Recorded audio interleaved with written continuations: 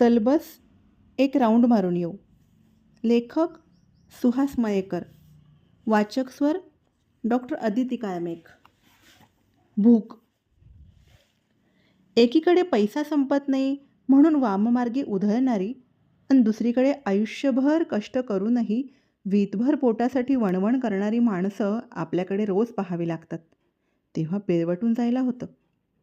कष्टकऱ्यांना कष्ट करूनही आयुष्यभराची मिळकत तर जाऊ द्याच, एकही क्षण आनंदाचा मिळू नये ना. त्या दिवशी तसंच घडलं. फोटोग्राफीच्या निमित्ताने बाहेर भटकून आल्यामुळे सोबत कॅमेरा होता तो आत ठेवला. मी समोरच असलेल्या हॉटेलात शिरलो.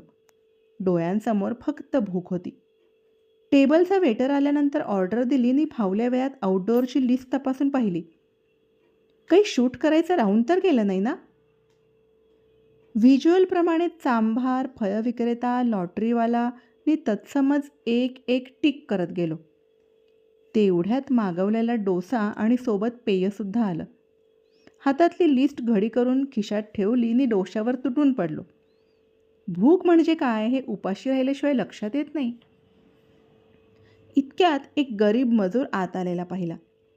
सवयीप्रमाणे निरीक्षण केलं. वयाने 60 ओलांडलेली परंतु अतिश्रमाने आलेलं वार्धक्य वेगळंच. त्याचे कपडे फाटके होते. चप्पलसुद्धा घालून न घातल्यासारखी, पूर्ण झिजलेली, त्याच्यासारखीच. हात धुवून तो माझ्या पुढच्या टेबलवर परंतु माझ्याप्रमाणेच रस्त्याकडे पाठ करून बसला. वेटरनं उगीच करड्या स्वरात कदाचित फाटका बघून विचारलं, क्या चाहिए? वडा प्लेट कैसा? भुकेला स्वर. 40 रुपया. कोरडा स्वर. हा प्लेट लाव. हाफ प्लेट नहीं मिलता. चाय लाव. चाय कैसा? 25 रुपया. कठोरपणाने वेटर म्हणाला. कटिंग मिलेगा? कटिंग नहीं मिलता. जरा पाणी दो. तो पुटपुटला. वेटरनं पाण्यानं भरलेले ग्लास आणून आदळले.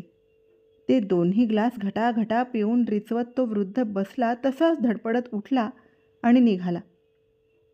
काका इथं बसा माझ्यासमोर, मी वडा मागवतो. मी त्यांना धरूनच बसवलं. वेटरला बोलावून त्यांच्यासाठी वडा प्लेट मागवली आणि चहासुद्धा. टाईमपास करतच खाल्लं.